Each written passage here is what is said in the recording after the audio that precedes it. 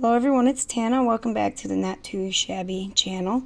Today we're working again with the latest release from the Not Too Shabby shop. And this was a release box for the month of June. And I believe the stamp sets are being sold separately, so you can get those if you just want those. So I have pre-made a frame with some of the shells and coral stamps images from two of the stamp sets. Colored it while I was at the camping, so I could do 2 cards quickly in a video for you with no coloring involved, because coloring takes up a lot of time. So we're gonna make this frame into a shaker card, almost a full card shaker card, but it's I believe this frame measures out to be like 4 by 5¼ inches.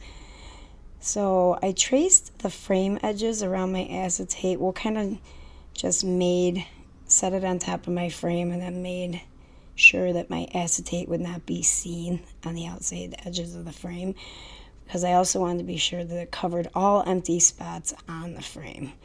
And some of those coral pieces go way down into the frame. I had to cut them out with an X-Acto blade. I did the same thing with the pattern paper that's going to go behind the frame as the shaker background. And I marked them all with a T for top, so that when I line them up, they would all be cut in the same way. So now I'm going to take some of this Heavy Doodle foam tape, because it's double the height, and I don't have to take the time to double up my regular foam tape. And I do glue it on, just to make sure it stays where it's supposed to go. And I was going to kind of make sure you couldn't see it behind the little holes in the coral, but then my shaker bits would have leaked out. My leaker bits, I was going to say. So I decided to just cover the whole back with a piece of foam tape all the way around, and then worry about covering the foam from the front after it was all said and done. So I'm going to glue some ephemera pieces from the ephemera pack in the background there. This cute little sea turtle and the puffer fish and some pieces of coral down at the bottom.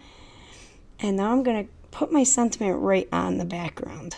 So we're going to use Let's Celebrate, and I believe that's in the Mermazing stamp set. And I'm stamping that out with some VersaFine, and then I'm going to heat emboss that with some clear embossing powder. And that's all done now. And I am putting a mat behind the shaker window, because there is enough room for that. So I'm taking another piece of pattern paper with the little seahorses on it. And I picked this one because you will be able to see enough of that background paper to see that there are seahorses on it. And I thought it went well with the colors I used in the frame.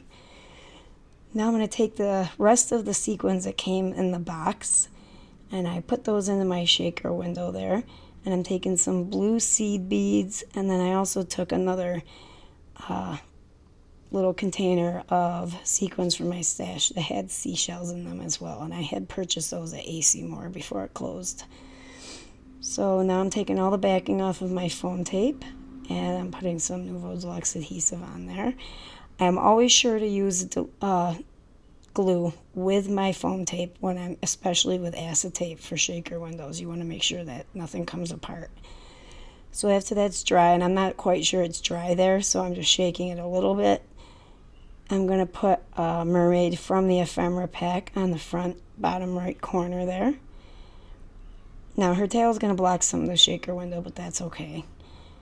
And I only have one shell left in the sequin bits that I had left from my stash, so we're going to use that to cover one of the pieces of foam tape you can see through the coral, and then some of these iridescent bubbles from Studio Katia. But first I'm going to glue my shaker window in place,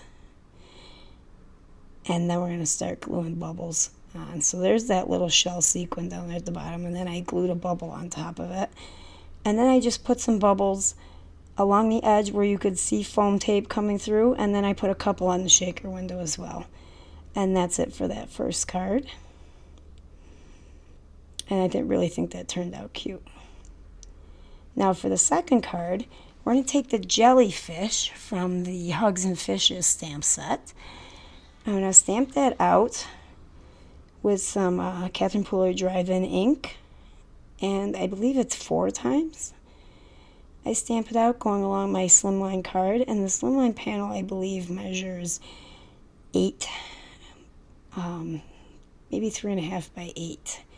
I made this one smaller so that I could have some of the pretty slimline pattern paper behind it. So I heat emboss each one that I stamped out, and there are 4, and then I put the little tips of the tails up at the top right and a little bit of the head down in the bottom left to continue the pattern.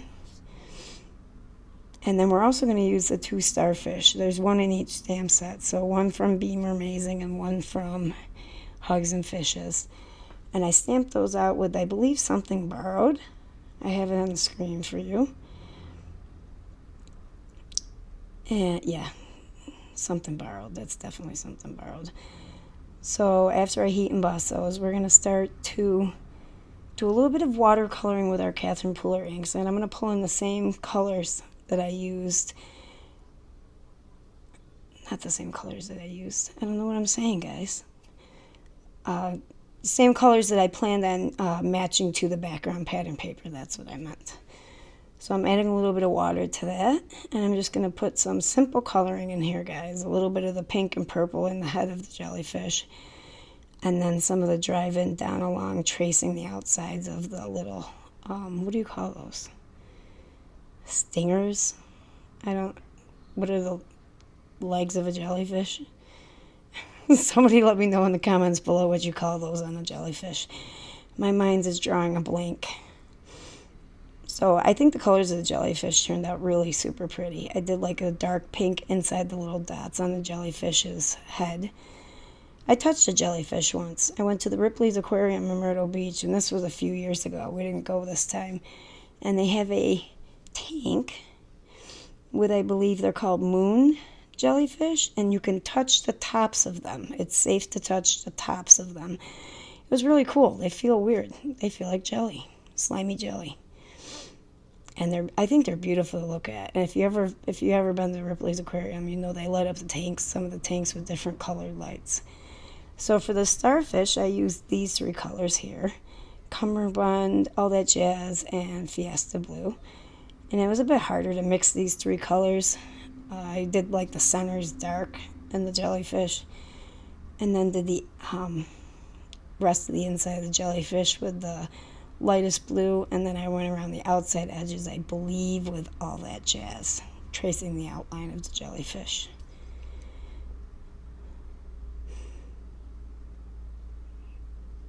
And after I finished that, we're going to, at first I was thinking I was going to add some splatters, but I didn't want to splatter my images. So I took the reinkers and I put a dot of each out on my silicone mat, and then I put a spray of water, a drop of water, and I just use a very fine watercolor brush to dot my splatters. So they're perfectly pre-planned splatters, if you will. And some of them are bigger than others, but that's okay, because it happens with splatters as well. It's not as random. I'm not very good at the randomness of it, but I definitely did not want to splatter my images, and it would have been tough to cut out masks. So there is my pretty pattern slimline paper there with the pinks and the teal, and I'm going to cut the center out so I can use that. And we're going to glue the main front of the card panel to the mat, the frame. And I popped that whole thing up with some foam tape, and I'll put some adhesive on that and place that onto a white 4 by 8.5 card base.